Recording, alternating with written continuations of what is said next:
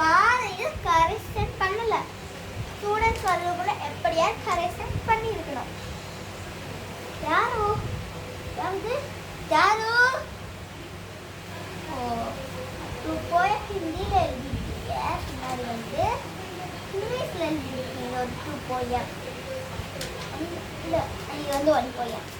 மொத்தம் 3 poem எழுதிருக்கீங்க. என்ன sir எத்தனை நிறையா போயம் எழுதி சொல்லி கொடுத்துருந்தா வெறும் 3 மட்டும் தான் எழுதுவீங்களோ?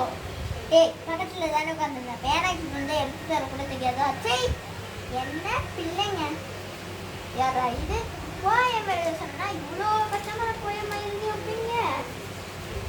யாரா அது ஒரு பேப்பரும் ஒட்டிக்கிட்டு இருக்கு. கம்மு யார் எடுத்துட்டு வந்தது? மாலா பேப்பர் கிழிஞ்சிருக்கு, ஒட்டி தானே தர சொன்னேன். எல்லா பேப்பரும் ஒட்டிக்கிட்டு கிடக்கு. மேம் அது வந்து என் பேப்பர் தான் மேம், நான் போயம் நிறைய எழுதியிருக்கேன் மேம். இந்த மட்டும் ஒட்டி வச்சுருக்கேன் மேம். ஸோ 2 papers தான் வச்சுருக்கேன் மேம். பின்னாடி ஒன்று ஒட்டிட்டு இருக்கு மேம். 3 papers எக்ஸ்ட்ரா ஒட்டிட்டு இருக்கு மேம்.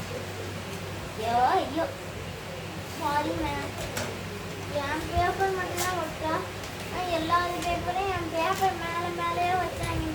வைக்காதீங்கன்னு சொன்னால் என் பேப்பர் மேலே வச்சு கம்மி ஃபுல்லாக ஒட்டிக்கிச்சு மேம். Sorry ma'am. ஹேய் மதியா இருந்துரு, எனக்கு இருக்கிற அடிப்பட்டு உன் பேப்பரே திருத்த போல அடிப்பேன் சொல்லிட்டேன். பேப்பர் இதான் உன் பேப்பர் மேம். ஸோ இந்த போயப்போ எழுதியிருக்கியாம்மா? ஆனால் ஹெல்த்தியாக இருக்குது. மேம் லாஸ்ட் போயம் மேம், இதுக்கு முன்னாடி இருக்கிற போயம் பண்ண மேம். சூப்பர்மா, எல்லாமே ரைட் எழுதியிருக்கம்மா. Very very proud of you. Super. Pencil question okay. எல்லாத்துக்கு மேலேயும் நான் ஒரு சைன் போட்டிருப்பேன். எஸ் கேலோட வந்துருக்கு. சைன் பண்ணும்போது அடிக்க முடியாது.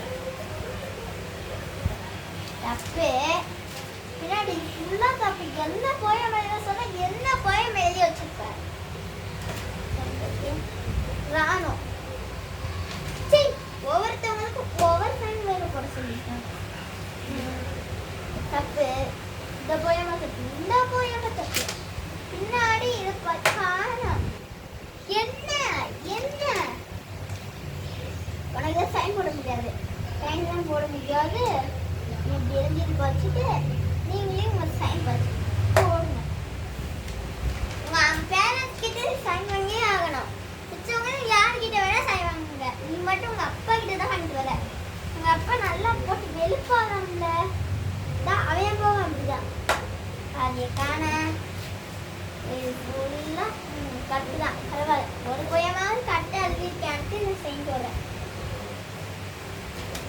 பாதி தான் பாதி ஃபுல்லாக தப்பு. பரவாயில்ல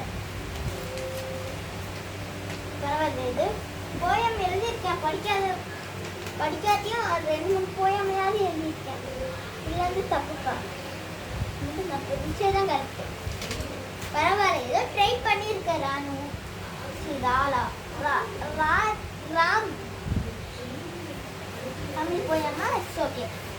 முன்னாடி இங்கிலீஷில் போயம் நல்லா தான் இருக்கு. ஹேண்ட் ரைட்டிங் எல்லாரும் இன்னும் கொஞ்சம் நீட்டாக ஆக்கியிருக்கணும். என்ன